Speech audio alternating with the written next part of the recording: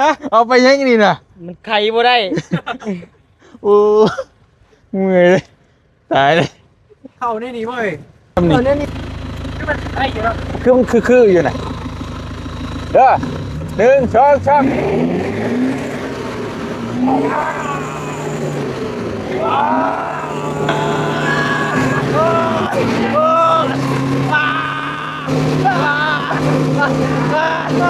ยังมันเป็นตกคลองมาบ่ได้เลย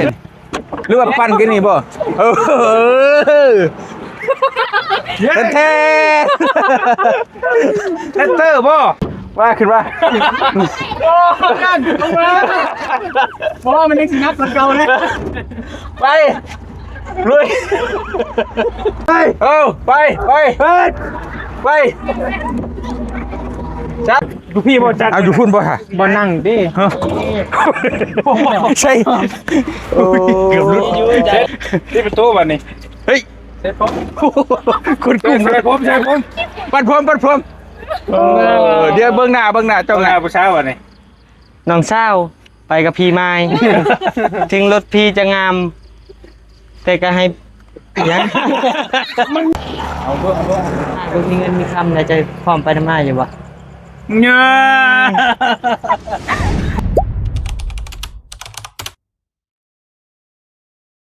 เบาลี่บอกว่าให้ไปดึงรถให้พี่น้องเลยรถเบานิ้วค่าว่าสันโอ้ยเนาะบ้านน้องโบเป็นอะไรโอ้ยเนาะพากันเฮ็ดนะ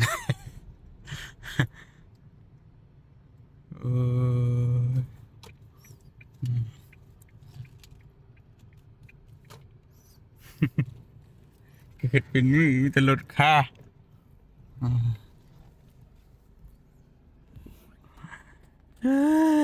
เนาะ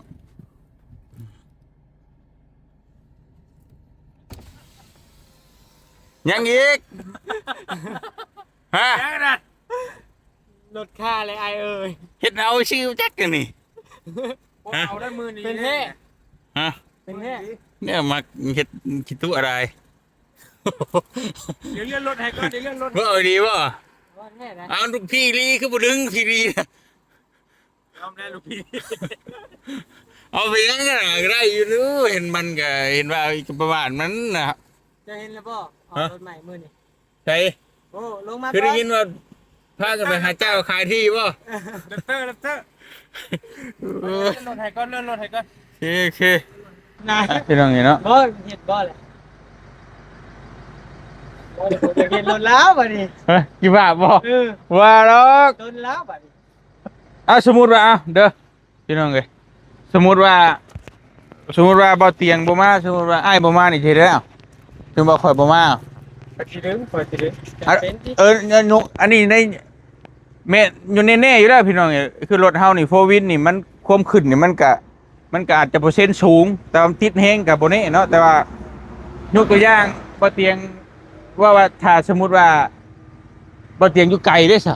ยกตัวอย่างคืออยู่ลาวใต้พู่น้องนิวกับบรีอยู่สิดึงบ่บัดนี้พี่น้องสิดึงบ่คิดว่ากระดึงคันว่าเจ้าบ่มานะเพิ่นก็สิซอยน้องเพิ่นอยู่บ่สิช่วยสิบ่แม่ก็ช่วยอยู่แล้วเรื่องช่วยบ่เตียงก็ยังฮู้กันได้ว่าสิขึ้นบ่นี่ สมมุติว่าเอาบ่ลองก็บ่ฮู้ได้เนาะต้องลองบ่คำว่ากล้าวัดใจอยากช่วยน้องชนุ่งก็ลองเบิ่งเนาะนิวอ้ายก็สิพักก่อนเนาะเบิ่งมันลดได้นี่ก็พักเบิ่งก่อนกินนักเลยบอกความหมายอย่างว่ามันเป็นค่าน้ำกันไม่จริงจีไรคันดิกันนะบอกค่าดอกเรื่องค่าเอาบ่เป็นยังแล้วไปหันก็ได้ชีเฮาชีดึงไปทางใดบัดนี้น่ะฮะถ้ามีแต่ไปพุทธะถึงไปหน้านี่มันสิยันมันลดนั่นแหละบ่แม่นมันค่ำเลยเนาะทางลักพร้อมนะยันเขาเล่นมาได้มันสิตุ้มไม่ยังก็ให้มันกองกันอยู่นี่ได้นี่เพราะอะไรก็ก้าวกันนะบ่ได้ฆ่ากันบ่ไปเอามาแบบนี้จะเห็นเรื่องกันได้ก่อนบ่บ่งี้มันจะขายที่ชอกแรปเตอร์ไอ้เฮาสิออกแรปเตอร์ปี2022อันนี้ว่า2022บ่แม่น2002บ่บ่ เอาไปยังไงดิ ฮะ เอาไปยังไงดิน่ะ มันไขบ่ได้ โอ้เมื่อยเลยตายเลย เข้าได้ดีเว้ย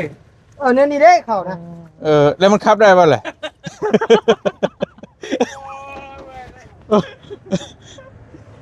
เอามันไขประตูบ่ได้นะ บอลรถนอกอีกดีป่ะ เอาดีแล้ว อ่ะเอาไปยังเอาไปยังเลย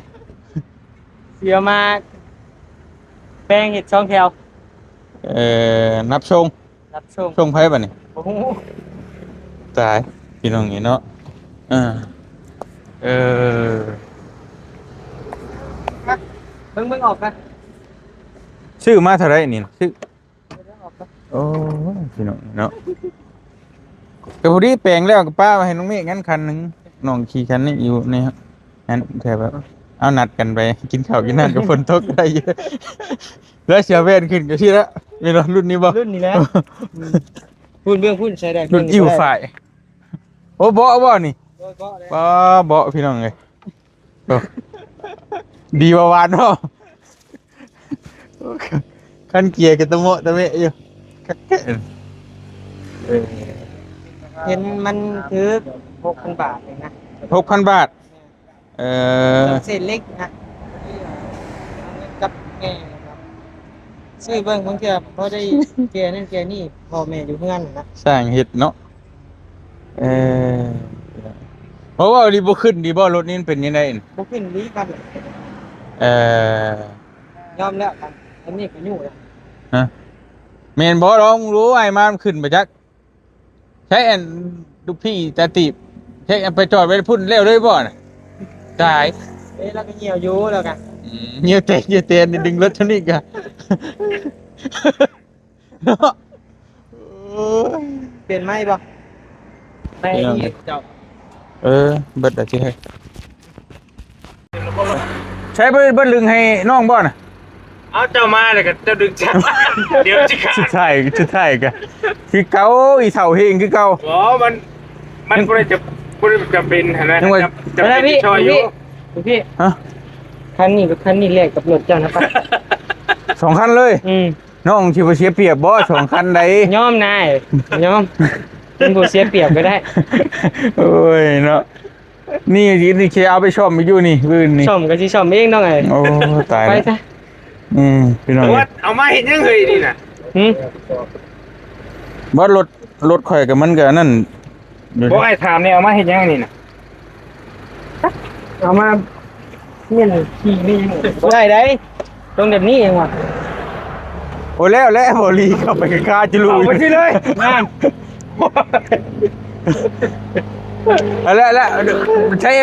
ว่าวเท่บ่ขึ้นบ่ลองดูฮะ บ่ขึ้นลีได้เบิ่ง บ่ลองเบิ่งนี่ใครมาอุ้ยขี้ข้านพรดึงชายดึงยังชื่อบ่จักอันนี่ลองดูฮะสบายดีไหมด้วย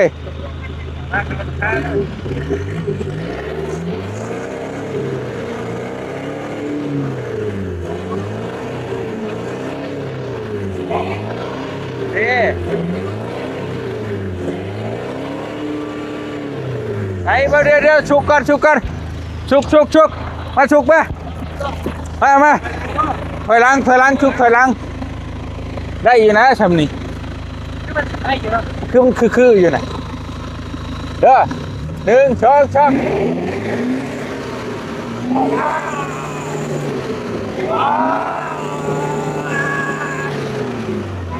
เฮ้ย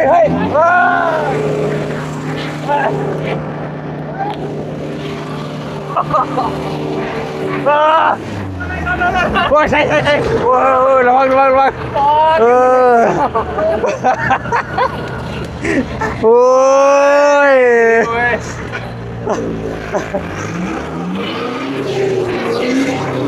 ถอยเลยไปนะ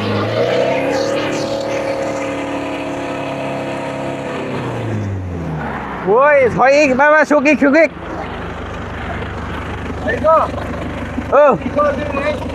ฮะถอยทางเลยบิดจีหรอกว้าวอยู่ ไปเยิบ อ่ะเพื่อนเดี๋ยวเข้าไป แนวขั้วกลางเนี่ยขั้วกลาง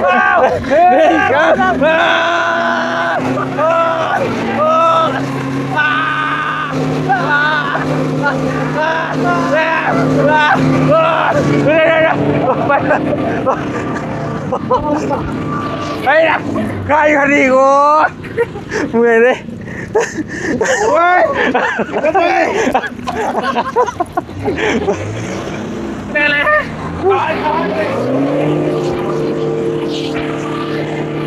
ไปนะ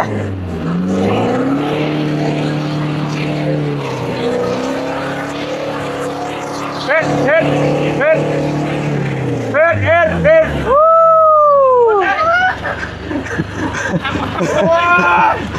รถไทยไอ้บอกกูเย้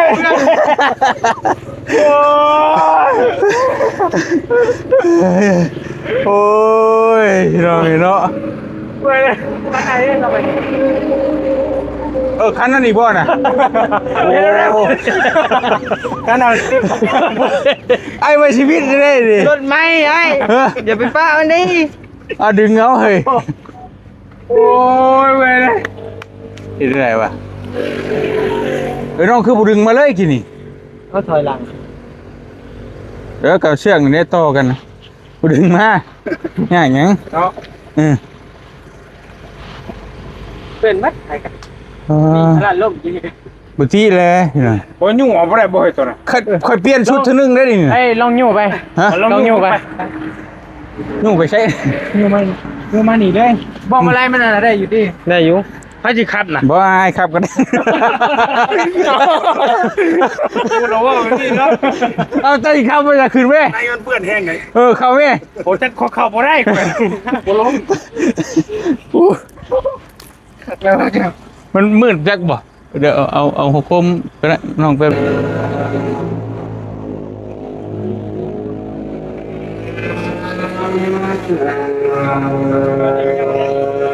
คือบ่มอดก่อนรถบ่มอดก่อนบ่ ว่าอะไรนี่ ก็เปิดไฟอยู่แบตบ่เบิดบ่ เอ้ยแม่ มาไปพี่น้องนี่เนาะมา โถ่ ถอยกันได้ล่ะเอ้ย มีเฮงอยู่บ่เราจะเข้าหมดเลยคือมาเปื่อน ไปคันนี้อาชีครับเองคันนี้ เดชิยุ หืม เดชิยุ โอเคเดี๋ยวยุ่งกับบุเพื่อนน้องบริปันป้า ถอยกันได้เฮ้ยจอนขึ้นขาส่งนะ ช่วยบ่มีเฮงอยู่บ่ โอ้ โอ้ขอโทษแต่ย่านแน่นี่ได้นี่ เสีย เห็นว่าโดนมาเท่านึงก็ขึ้นเชียงแค่รถเนาะย่านได้เฮาบ่กล้ามาได้พี่แบบนี้ย่านเด้คิดว่าก็ได้ฮะ ขึ้นได้ขึ้น เชือกก็ใกล้สิดึกเชือก ใจ เอาเสื้อขึ้นยังมีไอเตี้ย ฮะ ขึ้นยังเบื้องพี่ ขึ้นนี่บ่ได้บ่ ได้ เบิ่งเดี๋ยวมันยังมันไปตกคลองมาบ่หรือไดหรือว่าปั่นกันนี่บ่แท้แรปเตอร์บ่แรปเตอร์ชาวเพื่อนสอง ย้อนใบไม้ อันนี้ผู้ใดเป็นโรคเบาหวานก็ เอาไปได้ดิ เอาไปได้พี่น้องเศร้าอย่า มีงูอยู่บ่น้อง เนาะ น้องตัวเองนี่ ใช่มาโอ้โหเฮ้ยมันก็ไหวตี้นี่โอ้ยมาไปใครจะไปกับพี่น้องขึ้นรถว่าขึ้นมา โอ้กันลงมาบอกว่ามันยังสิงับมันเก่าเลย ไปลุย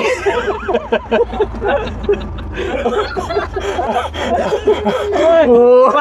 พอลุยโอ้ไปว่ามันไม่ได้เห็นอย่างนี้เลยทั้งนั้น ขักที่นั่นมันขี่ได้ที่จริงขักเนาะที่นั่นมันขี่ได้นะ มันก็กันแล้วมันขี่ได้เนาะ พอดีตาแพงเลยเนาะ จะโชว์นะคนเว้น ดูนะแม่นะดูแม่คำโบได้ไอ้ชิลงไปน้ำเบิ่งก่อนลงก่อนไปอยู่ถึงก่อน เฮ้ยเฮ้ยเฮ้ยเฮ้ยเฮ้ยเฮ้ยเฮ้ยเฮ้ยเฮ้ยเฮ้ยเฮ้ยเดี๋ยวถอยถอยบ่ถอยอีกอย่าถอยได้อีกนะ ถอย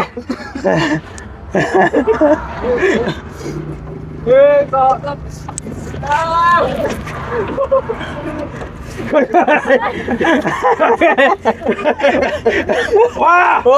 โอเคเดินหน้าเกี่ยวสักอย่างเดียว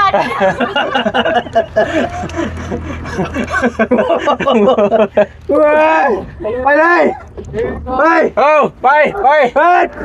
ไปใช่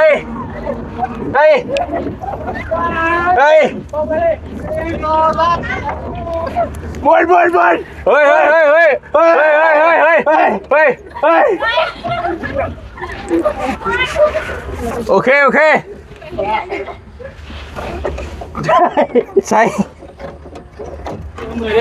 มีนี่ไงมีเว้นอยู่พี่ออกได้เลยออกพี่ออกพี่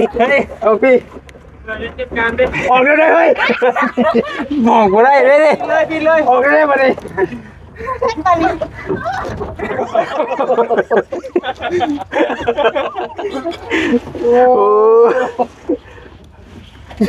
มันเลยครับเป็นห้อยเลยยักษ์ โอ้นิวแง่จะชอดพูดอะ เอาหูระบายอากาศได้นะ จนทะลุ ระบายอากาศนะ มิก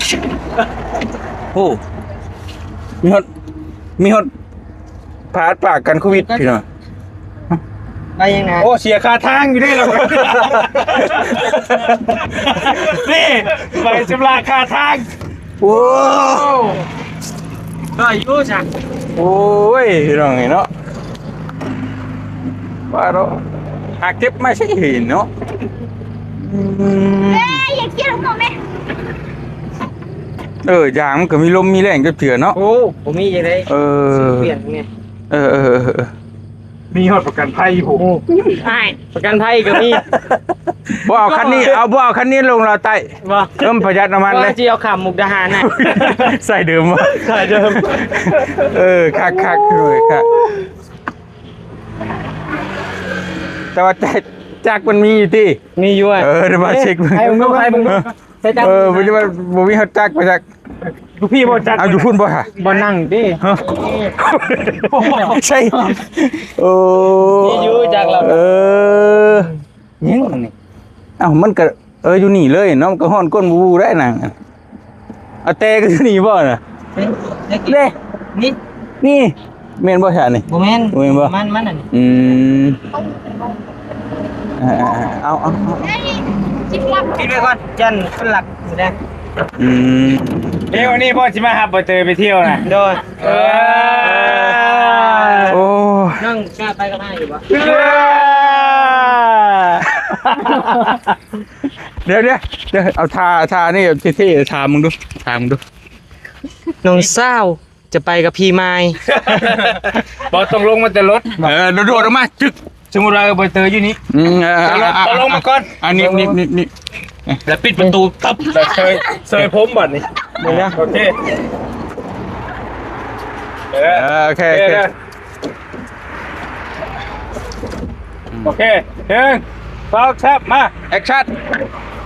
เกือบรุด เซ็ตที่ประตูบัดนี่ เฮ้ย เซ็ตผม คุณกุ้ง เซ็ตผมปัดพรมเดี๋ยวเบื้องหน้าเจ้า ห ห น้า น้า ผู้ชายบัดนี่ น้องเศร้าไปกับพี่ไม้ ถึงรถพี่จะงาม แต่ก็ให้ยัง มันงามมองได้ถามเนี่ยโอ้ยมองได้เกือบพวกนี้มันได้เกือบ เนาะ เซฟมาอย่างดีบอม บ่ดีแต่ว่าก็เข้าอยู่เลย คืออีก เพราะว่าน้องตัวน้อยเด้ โดย ต้องแบบนี้ เยอะติ โดนเข้ากันแล้วนี่ แต่ก่อนอื่น แล้วก็ ที่ตุ้มก่อน และการน้องสิบ่ได้ปฏิเสธไผอีก โดย เพราะว่าคือรถอ้ายหรือรถน้องปัจจุบันนี่ก็ยังหมู่อยากไปนำมาปฏิเสธยากได้แม่นบ่ล่ะ โดย อันนี้บ่มีบนนั่ง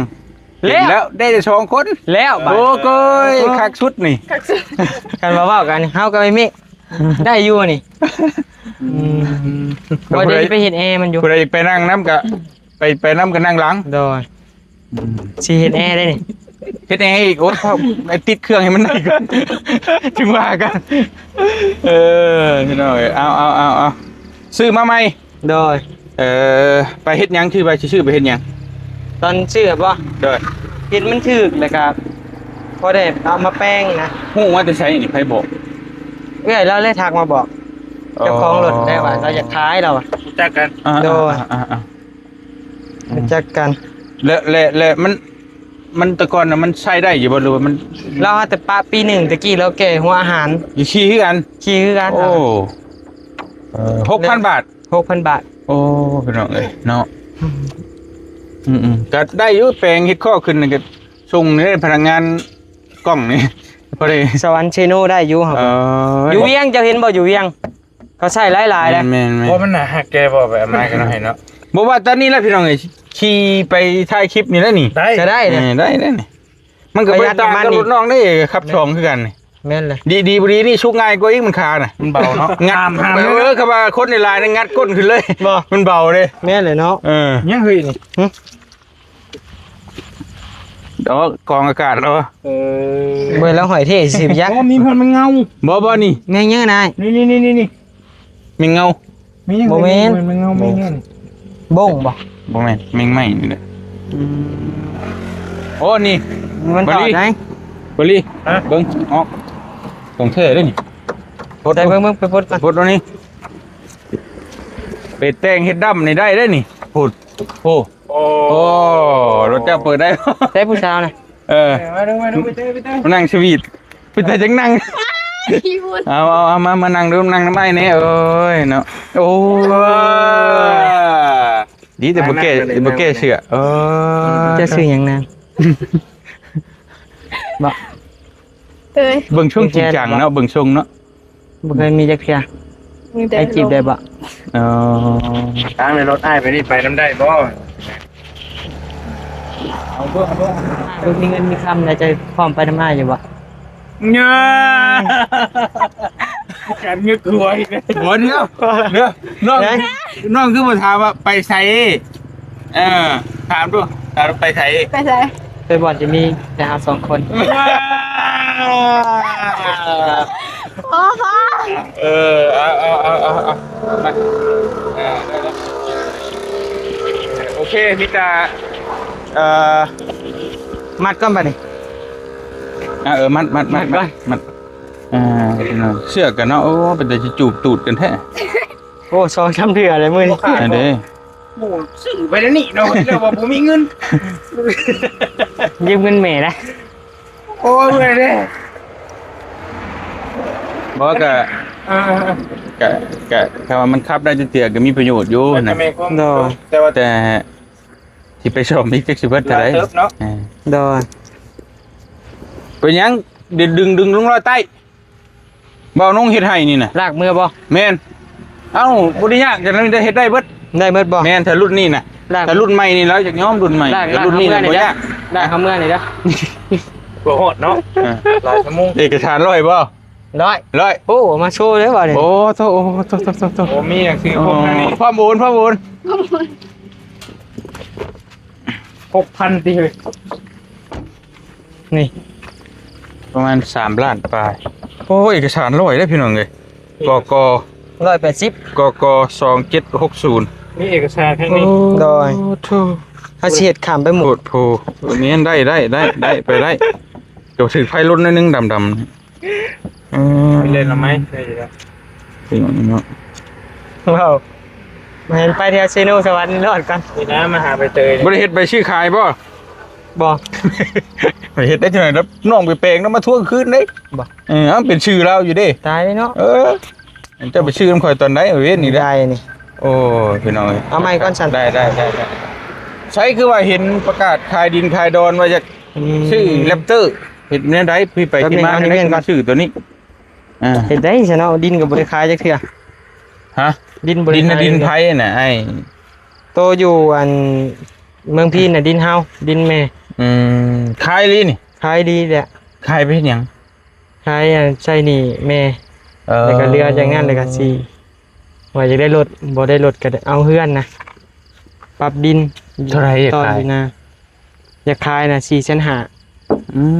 มไม่ใช่หนี่เท่าไหร่บัดนี้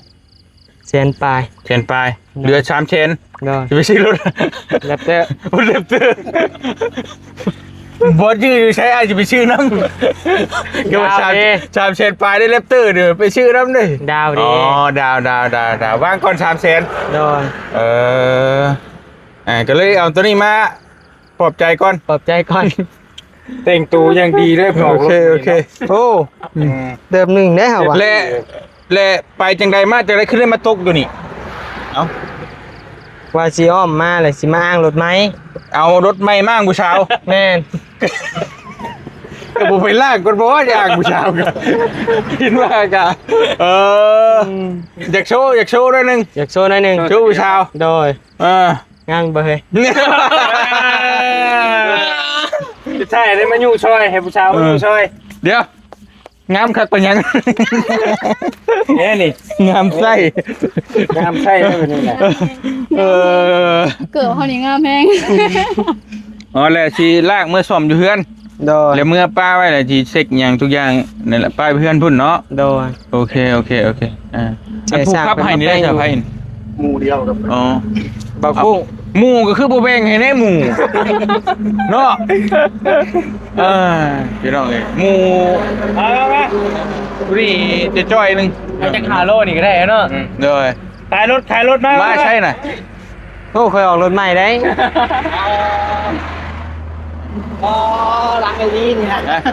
แรปเตอร์ V6 เลยนี่ ต่อหลังเหมือนใช่ 3.0 ไบเทอร์โบ มันล่องรถใหม่ เบิ่งฮะ ว่าแล้วดูยตี้เลยคือเราเป่าเป็นงานอยู่เป็นเอารถมาอวดผู้สาวนิวเป็นน้องสูบบอตัวนี้น้องสูบ แรปเตอร์8สูบ ว่าฉันก็ล่างได้ไป ล่างรถใหม่รถบ่ ก็ได้นะบริ น้ำมาแล้วบ่ชื่อรับชีนมาน่ะไปล่างไป ได้ เพราะก็เรียกว่าล่างคนละโอนี่กันรอดเว้นกูได้เตะกินเฮ้ย แต่อยู่ ถ้าแปลงได้ ป้าได้หนึ่ง ทันช่วงสงกรารใครอีดอก มันเนาะ บ่ ปวดได้นะ บ่ม่วนก็ขับไปแล้วมันก็รอดเองมัน เฮ็ดสีแจ่มๆเลยสียังสีเขียวบ่ เขียวสีชมพูสีเขียวเอาแบบขี่ไปทางได้คนแนวเลยนะ เอาในนั้น โอเค เขาต่างหมู่เลยดิ ในนั้นบ่ เขาบอกคือหมู่เลยดิ มันต้อง3สีข้างหน้านี่สีอันชมพูสีเขียว สีฟ้า ใบเตยสียังใบเตย สีเขียว เนี่ยต้องสีเขียว แม่นบ่ เวลาไปเตยเหี่ยวได้สีหยัง สีเละ สีแหละ บ่ต้องเอาเพื่อไว้นำเด้เวลาไปเตยจังให้ได้หน้าบูดเลย ต้องได้ทั้งก้นเล่นๆบ่ เบ่งก็ได้นี่เวลาเจ้าอารมณ์ดีนี่เวลาเจ้าไม่ง่าย แม่นี่เลย โอ้ยชุกมึงเนี่ยชิว่าเนี่ยค่ะพออยู่โพดโพเฮ็ดกัน มีแต่นั้นแหละพี่น้องเห็นเนาะก็พอดีบอลี่เห็นมาดึงครั้งแรกมาดึงรถบอนิ้วแต่ว่ามาแล้วก็หลายคนรวมพลัง บ่ได้ สุกเนาะ ได้สุก กับ ครับ อีลากอีเรือได้สุกเอานั่นแหละก็ขึ้นซองเทื่อแล้วบ่เตียงมื้อนี้ก็เปลี่ยนชุดหนึงแล้วได้เปลี่ยนเบิดไปชุกรถเนี่ยพอเด้น้ำคาหน้าเฮือนเต็มบ่ได้วะหน้าตานี่มันปั่นใช่แบบนี้แหละ โดย มาเจอน้องนิ้วอีกเจอน้องนิ้วเนาะไปมีแต่ดีใจน้ำเด้อ โดย เอารถใหม่เด้อ โดย คำคูณเด้อ โดย ให้พาหาเงินหาคำมันมา อะไรก็6,000 6,000 6,000 บาท พันนอน 6,000 ดอลบ่ 60,000ก็เนาะ ไปเปย์กันบ่ตามได้2-3 หมื่นนี่เนาะก็บ่กลัว กับ่นี่บ่เพราะว่า เองเนี่ย ขี่อยู่ ถ้า เนาะ แม่นถ้าว่าเครื่องมันมีปัญหาเล็กๆน้อยๆมันเครื่องกับบ่ได้ฮอดหมื่นซ้ำนะ แบบล่างหัวสีมันก็ได้แล้ว แม่นั่นคือเฮาล่างสิมันติดได้ก็ ถามว่าถ้าเฮาบ่ซีเรียสพวกนี้ได้เฮาบ่ซีเรียสขี่ตากแดดตากลมไปกันมันก็บ่ปานใดเนาะ โดย เฮาซีเรียสเขาเว้าคือกินนี่ก็สิไปเฮ็ดชีใหม่นู่นนี่นั่นเว้นเบิ่นมันก็เว้ามันก็หลายแล้ว แบบหนึงอยู่ตัวนั้น แต่ว่าซ้ำนี่ไปก่อนกินลมชมวิวไปก่อน โดย แพงแล้วแหละขายข่อยก็ได้ไปซื้อให้พอขี่ไปตลาด เอาบ่ สมมุติเราแปลงกันซื้อแต่ก็ เออ 6,000 เฮ็ดขาย 6,000บ่ซื้อมาน่ะ โดย เพื่อแปลงแล้วก็ประมาณ7,000ขาย บ่ต่ออีกดิ บ่ต่อจ่ายสดเลยจะได้1,000 พอมาเลย ค่าน้ำมันก่อนเด้อจ้ะ อ้าวขาดกันง่ายๆงั้นก็ไปชื่อเอาขายอ้อกันนี่ ให้เอาคันนี้กับวีโก้แลกกับรถเจ้าก็ได้ไป 2-1 เลย 3ผมเสียอีก พี่เช็คให้พร้อม 2คันเลขคันหนึ่งเลย 3เลย คัน 3คันเลขคันหนึ่ง 4ก็ได้พี่บ่าวพร้อม ยกบนครอบครัวให้เลย พี่บากก็ได้ไปพี่บากพร้อมรถคลิกห้างพร้อมอยู่เฮือน แถมห้านค่าแถมห้านขนมเมย์อีกก็ให้ไป อ เล ยู่ ย ตลาดพร้อมไปเอาซะ 6แรก1 โน้เอ้ย เอาเป็นยังไง คือเก่า คิดนักเลย เอาโอเคพี่น้องเห็นมีแต่นั้นแล้วเนาะกะมาได้โอกาสมารอบที่สองมาเฮือนน้องบิวน้องบูพี่น้องเห็นแต่ก็มารอบนี้ก็มานี่แหละบ่เตียงก็พอดีบ่ได้ไปทางไกลเพราะว่าพาเนี่ยพ่อไปหาหมอมื้อนี้กันว่านี่ก็พาตู้เมย์เข้าตัวห้องหมอพี่น้องเห็นเนาะก็เลยอยู่ใกล้แต่อีกบ่โดนก็สิเดินทางไกลอยู่แต่จังว่ากันอีกเทื่อสิไปทางใดนะพี่น้องเนาะเก็บเงินเก็บคำก่อนบ่ได้ค่าน้ำมันรถจังว่ากันพี่น้องมีแต่แสดงความดีใจน้ำน้องเพิ่นนั่นแหละเด้อ เดี๋ยวน้ำเด้อให้รถใหม่เด้อ ดีใจน้ำดีใจกอดกระคักกอดกระคัก เงินเปื้อน ดีใจน้ำมูนะดีใจน้ำมูนะเจอเพื่อนพอแล้วช่องเดียวดิพอเดี๋ยวช่วยเขาว่าตีกันอีกแล้วโอ้ยเดี๋ยวช่องเดียวอยู่โอ้ย เหยียบตีนข่อยเลยวันนี้ โทษเพิ่นเลยบักนักๆเนาะ โอ้ยดมพ่อมบิดมเอาดูนะถ้าได้เฮ็ดได้กันได้โอ้เนาะเฮ้ยเนาะเดี๋ยวไปแล้วอ้ายสิมาเบิ่งตอนได้ลูก2คนเด้อไปล้างติมันเปื้อนก็ได้เอาประมาณนั้นพี่น้องเห็นเนาะยังใหม่บ่ ยังไม่เด้เข้าไม่ประมาณเด้ ได้อยู่ในด้านหา ลาบชิ้นชามถุงล้านห้า เอ้า ขานมันบ่ อ๋อบังไปเลยบีเลยบังไปเลยครับมืด เพิ่ จะ น คือ ให้เห็นไปได้ได้ โอ้ บ่ได้ได้ เรียนแต่ในช่องเพิ่น หวงแท้เห็นไหมกัน